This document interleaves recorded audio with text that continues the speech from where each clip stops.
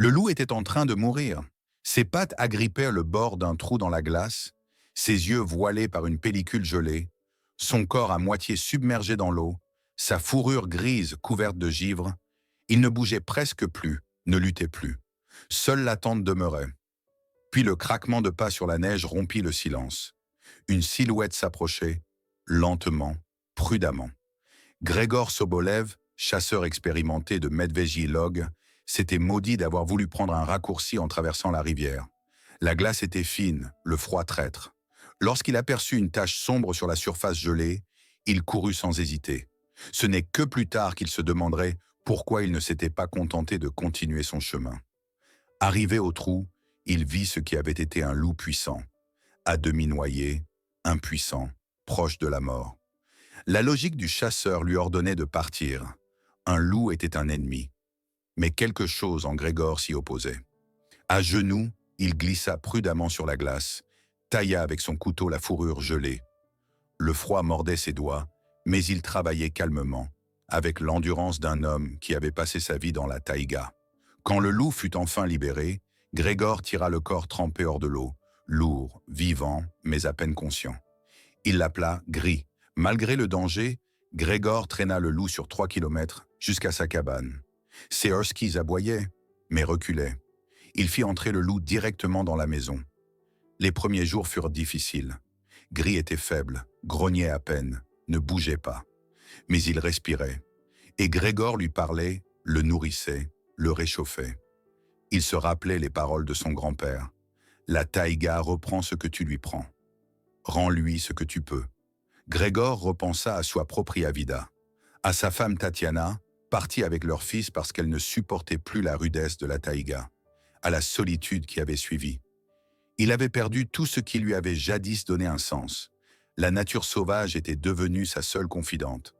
Mais Gris ramenait quelque chose, peut-être un but, une compréhension silencieuse, née entre l'homme et l'animal au cœur de la nature. Avec le temps, le loup commença à se rétablir. Il acceptait la nourriture de la main de Grégor, ne montrait plus les crocs. Mais ses pattes arrière ne répondaient toujours pas. Grégor lui parlait comme à un homme. « Peut-être que je devrais te mettre sur la véranda. Il y fait plus froid, mais mes chiens t'aboieront moins dessus. » Un soir, le policier du village, Sergueï Krylov, fit son apparition. Il avait entendu parler d'un loup chez Grégor et venait prévenir. Des rumeurs circulaient. Une meute aurait attaqué des moutons. Était-ce ce loup-là? Le chasseur Braguin avait déjà l'œil sur lui. Grégor resta calme, mais il savait que Krylov avait raison. Tôt ou tard, le loup deviendrait un problème. Aux yeux des autres, Gris n'était pas une vie sauvée, mais un danger. Mais Grégor croyait que toute vie méritait une seconde chance. Il décida malgré tout de garder Gris. Quand son fils Alexei vint lui rendre visite pendant les vacances d'hiver, il rencontra le loup pour la première fois. Contre toute attente, Gris regarda le garçon avec calme. Alexei fut fasciné. Ils devinrent amis. Le garçon proposa de masser les pattes du loup. « J'ai vu à la télé qu'on faisait ça pour les chiens paralysés. » Chaque jour, il aidait Gris, s'exerçait avec lui à marcher. Et en effet, le loup gagnait en force. À chaque pas, la vie revenait. Le regard de Gris devint plus vif, sa démarche plus assurée. Entre Alexei et l'animal naquit un lien qui n'avait pas besoin de mots. Et Grégor comprit que son fils portait en lui plus de taïga qu'il ne l'aurait cru. Les heures passées ensemble auprès de l'animal emplissaient la vieille maison en bois d'une chaleur que Grégor n'avait plus connue depuis longtemps. Mais le printemps signifiait aussi décision.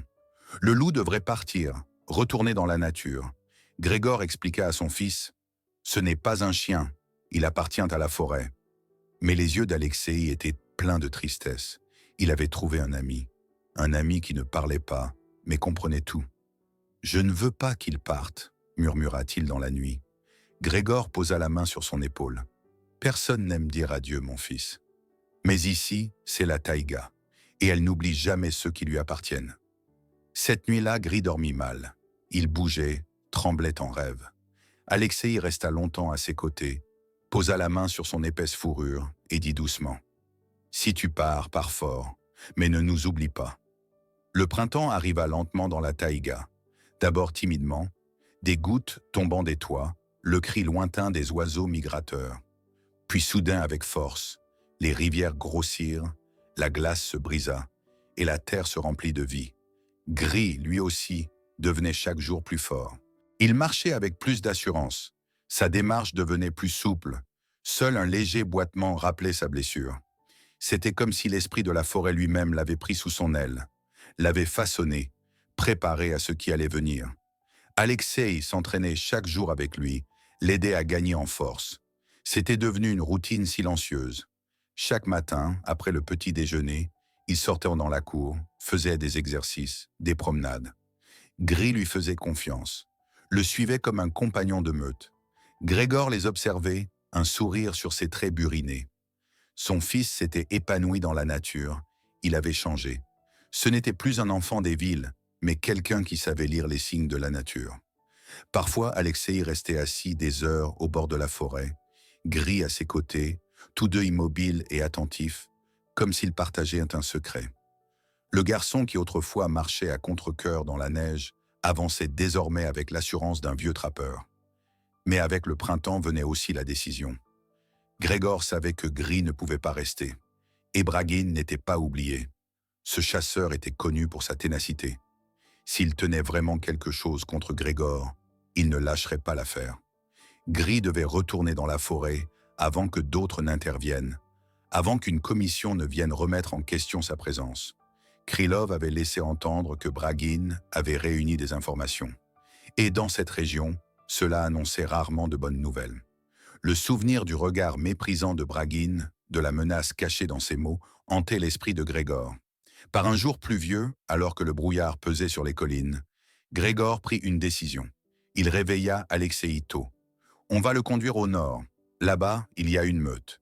Peut-être l'acceptera-t-elle. » Ils n'emportèrent que l'essentiel. Gris sentit que quelque chose changeait.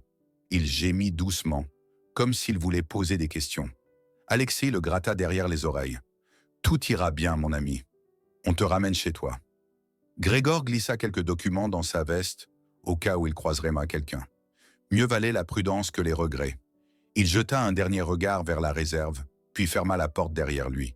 L'ascension vers les collines du nord fut éprouvante. Le sentier était escarpé, détrempé, glissant. Mais ils progressaient. Gris avançait avec eux, flairait les troncs, levait la tête quand le vent lui apportait une nouvelle odeur. Il semblait reconnaître son ancien monde.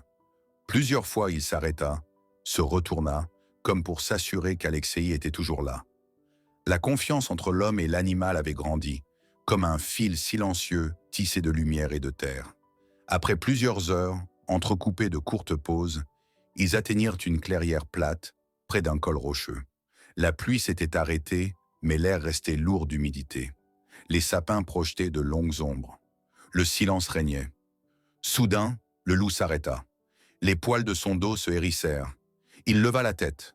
Dans ses yeux brillait une lueur, plus profonde que l'instinct. C'était de la mémoire, une reconnaissance. Un hurlement, long, plaintif. Il venait de loin, peut-être de l'autre côté du col. Gris ne répondit pas tout de suite.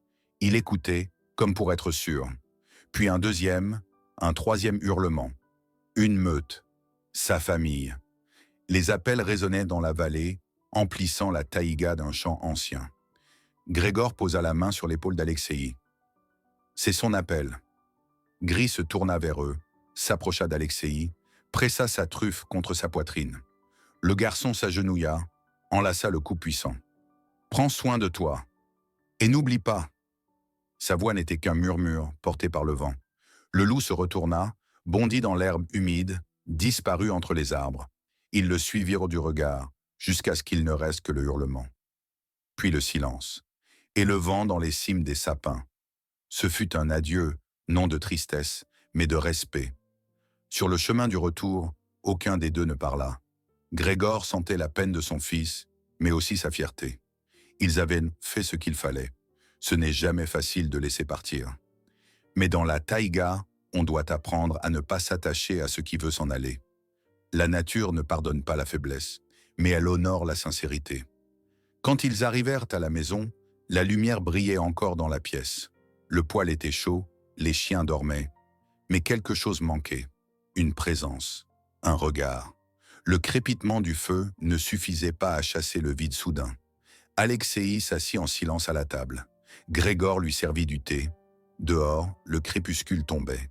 Et quelque part, au loin, une dernière fois pour ce jour, un hurlement long et solitaire. Plus doux qu'auparavant, presque comme un salut d'adieu. Gris avait trouvé son chemin. Mais cette nuit-là, Alexei ne parvint pas à dormir. Allongé sur le lit étroit, il écoutait le silence. Le vent secouait les volets, une branche frappait doucement contre la vitre. Des images tournaient en boucle dans sa tête. Le regard de Gris, son dernier pas dans la forêt, les voix des loups.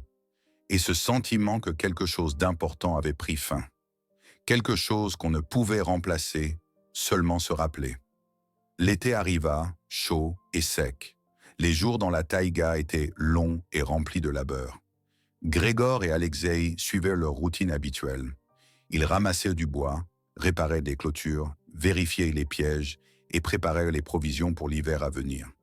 Mais leurs regards se tournaient souvent vers les collines du nord, là où ils avaient dit adieu à Gris. C'était un manque silencieux, profond, mais sans amertume. Parfois, le soir, ils s'asseyaient sur la véranda, écoutaient au loin, espérant entendre un hurlement familier. Mais la forêt restait muette. Alexei était resté. Sa mère s'était résignée à l'idée que son fils ne regrettait pas la ville. Tant qu'il va à l'école et qu'il est en bonne santé, il peut rester, avait-elle dit. Grégor avait renouvelé un ancien accord avec l'école du village d'Asinovka et Alexei y recevait désormais son enseignement. Le garçon s'adaptait à cette nouvelle vie comme s'il n'en avait jamais connu d'autre. Il faisait partie de la taïga, se mouvait avec la même aisance que les animaux qu'ils observaient et parfois chassait. Grégor le regardait souvent avec une admiration discrète. « Un vrai Sobolev », murmurait-il parfois. Un matin, alors que la première gelée recouvrait l'herbe, Grégor partit seul pour vérifier les pièges plus éloignés, près du ruisseau. « Je serai de retour avant la nuit », dit-il, mais Alexei était inquiet. « Fais juste attention », lui avait-il dit. Grégor avait souri, puis était parti. La journée passa, la lumière céda peu à peu au gris du soir, et lorsque la nuit tomba, Grégor n'était toujours pas rentré. Le crépuscule glissa des collines. La maison fut engloutie par l'obscurité. Alexei restait debout à la fenêtre, à l'écoute, scrutant l'extérieur. Aucun bruit, aucune empreinte dans la neige, aucune voix appelant son nom. Les minutes devinrent des heures. L'inquiétude se mua en peur. Et puis, au milieu de la nuit, un hurlement. Ce n'était pas un loup, c'était Gris. Alexei ouvrit la porte d'un coup et vit le loup au bord de la forêt. Il n'aboyait pas, ne s'enfuyait pas. Il fixait Alexei, ses yeux jaunes brillants sous la lune. Puis il fit quelques pas, s'arrêta, se retourna. Une invitation muette. Sans hésiter, Alexei enfila son manteau, prit une lampe et suivit Gris dans la nuit. La forêt s'étendait devant lui, sombre et silencieuse, mais le loup avançait d'un pas sûr. Alexei trébuchait sur les racines, glissait sur les feuilles humides, mais il tenait bon. Gris s'arrêtait régulièrement, s'assurant que le garçon le suivait toujours. Au bout de presque une heure, ils atteignirent le ruisseau. Là, Grégor gisait, mouillé, pâle, à peine conscient. La glace avait cédé, il était tombé, mais avait pu se raccrocher à une branche. Gris l'avait trouvé et n'avait pas quitté son côté. Alexei tomba à genoux près de son père. « Papa !» cria-t-il, secouant ses épaules. Grégor ouvrit les yeux, faiblement, mais il vivait. Uni par le courage plus que par la force, Alexei tira son père hors de l'eau, le réchauffa, l'enveloppa dans des couvertures, lui fit boire du thé de la bouteille, isotherme. Ils passèrent la nuit dans une vieille cabane de secours que Grégor avait autrefois construite. Gris se coucha à l'entrée, tel un gardien silencieux, les yeux en alerte, le corps tendu. Au cours des jours suivants, Grégor se rétablit lentement. Il avait de la fièvre, mais Alexei le soigna avec dévouement. Il cuisina des soupes simples, changea les compresses froides, lui lut un vieux livre trouvé près du poêle. Gris ne les quittait pas. Il dormait à côté du lit de Grégor, suivait Alexei pas à pas. En ces heures, quelque chose de nouveau naquit. Non seulement entre l'homme et l'animal, mais aussi entre le père et le fils. Un accord silencieux. Un pacte, forgé dans le givre de la nature. Quand Grégor fut de nouveau sur pied, il s'assit près du poêle, une tasse de thé à la main, Gris à ses pieds. Il m'a sauvé, dit-il doucement. Il a accompli sa part. Maintenant, c'est à nous de lui rendre l'appareil. L'hiver approchait, les jours raccourcissaient, la lumière devenait plus pâle. La première neige tomba comme une couverture de silence sur la terre. Et cette fois, ils n'étaient plus les mêmes. Quelque chose avait changé, pour de bon. Peut-être était-ce la confiance, peut-être quelque chose d'encore plus profond. Quelque chose que les mots des hommes ne savent pas nommer, mais qui brillait dans le regard d'un loup. 5 années avaient été passées. La taïga, elle, n'avait guère changé, mais Grégor et Alexei, eux, avaient beaucoup évolué. Le garçon était devenu un homme, grand, élancé, avec les mêmes yeux gris que son père. Il vivait toujours dans la cabane au bord de la forêt, travaillait côte à côte. Grégor avait vieilli, ses cheveux étaient plus gris, ses gestes plus lents. Mais le lien entre père et fils était plus profond que jamais. Et gris, depuis cette nuit d'hiver, il avait disparu. S'était fondu dans les bois, suivant l'appel de sa nature. Nul ne savait où il était allé, ni s'il reviendrait un jour. Mais il n'avait jamais été oublié. Parfois, durant les nuits froides, quand le vent descendait des collines du nord, Alexei croyait entendre un hurlement familier. Et Grégor le regardait alors en silence, hochait la tête, comme s'il avait perçu le même appel. Ils n'en parlaient jamais beaucoup, mais tous deux savaient, le souvenir vivait encore quelque part, dans la nature sauvage. Ce n'était pas une consolation facile, mais une présence discrète et constante dans leur quotidien. L'espoir que certains liens résistent à la distance ne les avait jamais quittés. Un jour, les rumeurs à propos de Brajin cessèrent. On racontait qu'il avait été surpris en train de braconner, qu'il avait perdu son poste. Un jeune garde forestier honnête lui avait succédé. La paix revint, doucement, comme la neige qui tombait en janvier. Le village retrouva son souffle. Les gens parlèrent de nouveau à Grégor avec bienveillance, et même d'anciens ennemis lui serrèrent la main en silence. C'était comme si la forêt elle-même avait décidé que cela suffisait. Et Grégor ne ressentit pas cela comme une victoire, mais comme une forme de justice, lente mais inévitable. Alexei, lui, n'avait jamais reparlé de la ville. La chasse, la vie en forêt, les animaux, le bois, le feu dans le poêle, tout cela était devenu son quotidien.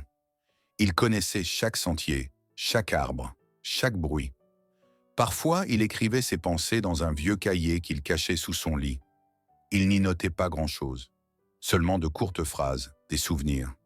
Il m'a regardé comme s'il me comprenait, ou un animal silencieux peut parler plus fort qu'un homme. C'étaient des pensées nées de l'expérience, d'une maturité discrète. Elles racontaient une vie différente, mais pas moins riche. Une vie qui lui avait appris à vivre au rythme des saisons, à se taire avec les loups, à penser avec le vent. Un soir, ils étaient assis de nouveau sur la véranda. Le ciel était clair, rempli d'étoiles.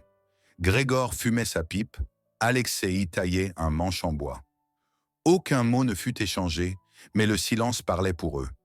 Il était devenu un compagnon familier, non un vide, mais un lien. Soudain, un hurlement puissant fendit la nuit, ni proche, ni lointain. Ils s'immobilisèrent, oubliant l'outil dans leurs mains. Le son était clair, fort, plein, pénétrant. « C'est lui ?» demanda Alexei à voix basse. Grégor ne répondit pas tout de suite. Puis, « Je crois que oui. » Ils écoutèrent. Un second hurlement répondit. Puis un chœur. Et au-dessus de ce chœur, une voix se détacha. Grave, calme, dominante. « Le meneur » murmura Alexei. « C'est gris. » Et Grégor, les yeux emplis de larmes, acquiesça. « Il mène sa meute. Et je crois qu'il pense encore à nous. » Ils restèrent assis longtemps, jusqu'à ce que le froid s'infiltre dans leurs membres. Puis ils rentrèrent en silence. Grégor posa une main sur l'épaule d'Alexei, alors qu'il refermait la porte.